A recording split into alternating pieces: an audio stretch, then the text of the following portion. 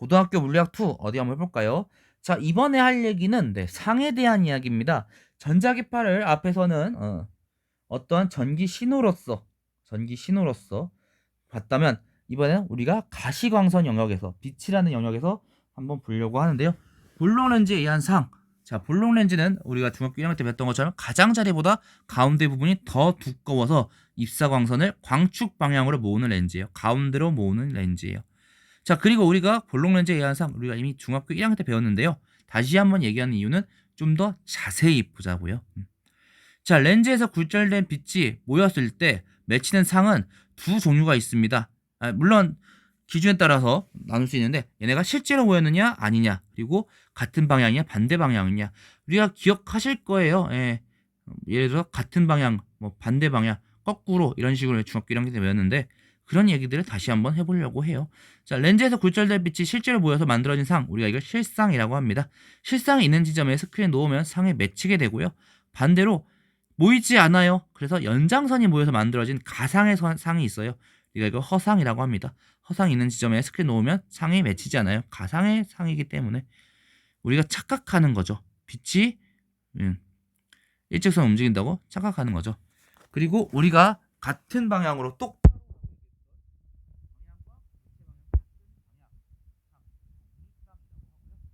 거꾸로라고 외웠던 반대 방향의 상, 우리가 이걸 도립상이라고 얘기합니다. 자, 이제 광선을 어떤 상이 어떻게 맺히느냐 좀 더 자세히 한번 얘기해 보려고 하는데요. 사실 중학교 1학년 O2에서 좀 더 다루긴 했습니다만 다시 한번 얘기해 보도록 할게요. 자, 볼록 렌즈뿐만 아니라 다른 것도 다 마찬가지예요. 광축이 날아나게 입사한 광선은 굴절 후 초점을 지나갑니다. 초점을 지나 입사한 광선은 굴절 후 광축과 날아나게 진행하고요. 렌즈의 중심을 지나는 광선은 굴절하지 않고 직진합니다. 자, 초점. 옛날에 기억나시는지 모르겠어요. 네, 볼록 렌즈는 날아나게 들어오는 빛을 모으는 성질이 있었어요. 그 모아지는 점을 우리가 초점이라고 얘기해요. 자, 그림을 그림 좀 더 자세히 보도록 할게요. 렌즈의 중심에서 초점까지 거리를 우리가 초점 거리라고 하는데요. 만약에 물체의 위치가 초점 거리보다 가까이 있다 라고 하면은 물체보다 큰 크기의 정립 허상이 생깁니다. 자, 어떻게 생기느냐? 아까 봤던 것처럼 광축에 나란하게 들어가는 빛, 초점을 지나갑니다. 초점. 그때 설명했던 게 기억나는 친구도 있을 것 같은데요. 자, 볼록 렌즈 이렇게 딱 그리면요. 볼록 렌즈 딱 그리면 그 가운데에 중심이 있고요. 그 중심에서 2분의 1 되는 데에 초점이 있었어요. 반대로 오목 렌즈는 반대 방향에 초점이 있었어요. 반대 방향에 말하자면 그 렌즈가 만드는 구에 중심이 있었고요. 그 2분의 1이 초점이었습니다. 자, 다시 한번 볼게요. 자, 물체보다 큰 크기의 정립 포상이 생기는데 왜 생기느냐? 나란하게 들어온 건 초점을 지나가고요. 광축의 중심을 지나는 건, 렌즈의 중심을 지나는 건 그대로 지나갑니다. 둘이 안 만나요. 하지만 그 연장선 만나면 연장선을 쭉 이으면 끝에 만납니다. 바로선 모양이고요. 네, 허상이 되겠습니다. 실제보다 큰 크기가 되겠고요.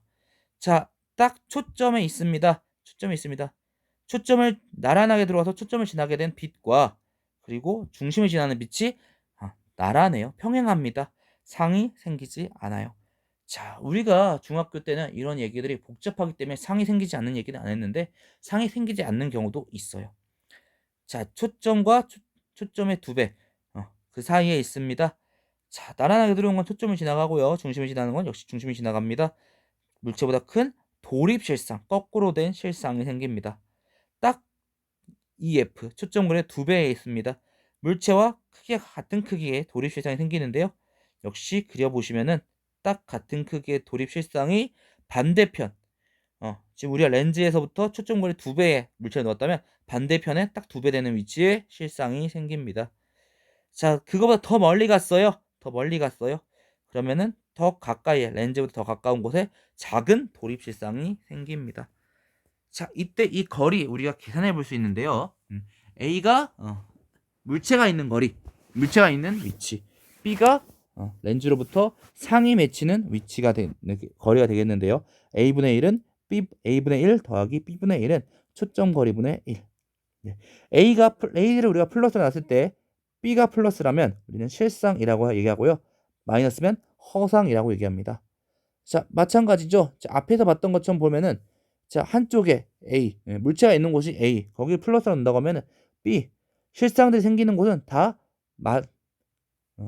B가 플러스로서 계산되는 곳은 다 맞은편인데 유일하게 허상이 생기는 첫 번째 경우에서만 B가 마이너스가 나올 겁니다. 그리고 상의 크기 비율, 이걸 배율이라고 얘기하고요. 배율은 어떻게 계산되느냐?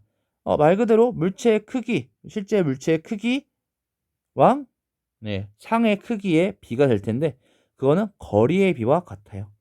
왜 그러느냐? 닮음을 이용해서 그렇습니다. 닮음. A 대 B는 L 대 L 다시. 닮음을 이용해서 우리가 계산해 볼 수 있습니다. 자, 오늘은 상에 대한 이야기를 오랜만에 했어요. 그리고 우리가 볼록 렌즈만 좀 중점적으로 봤는데요. 사실 우리가 교과서에서 그리고 이 내용에서는 볼록 렌즈밖에 안 다루지만 여러분들 오목 렌즈라든가 볼록 거울이라든가 오목 거울도 다 그려볼 수 있습니다. 거울 같은 경우에는 렌즈의 중심을 지나는 빛이 반사돼요. 그대로 반사돼요. 역시 근데 그 차이 하나 때문에 여러분들 중학교 때 다들 기억하시는지 모르겠지만 볼록 렌즈에서 일어나는 현상이 오목 거울에서 일어났고요. 오목 렌즈에서 일어나는 현상이 볼록 거울에서 일어났습니다. 관심이 있으신 분들은 한번 그려보면서 진짜 이거 오랜만에 한번 그려보면서 실제로 그러네 하면서 해보는 것도 나쁘지 않을 것 같아요. 자, 오늘 내용은 여기까지고요. 자, 빛에 대한 이야기 살짝 다뤘는데 자, 이러한 얘기들이 다 이어졌던 이유는 마지막 이야기인 양자역학으로 다가가기 위함입니다. 양자역학을 바로 가진 않을 거고요. 그 전에 이중성에 대해서 다음 시간에 얘기도 할게요. 물리원에서 다뤘기 때문에 다시 한번 다룬 내용이기 때문에 여러분들 그렇게 어렵진 않을 수 있는데요. 그래도 한 번씩 다시 한번 봐주시고요. 오늘 내용들도 실제 한번 그려보면서 꼼꼼히 봐주시면 좋을 것 같습니다. 자, 오늘 내용은 여기까지입니다. 오늘 너무나도 수고하셨고요. 고등학교 물리학 2 다음에는 어디부터 볼까요?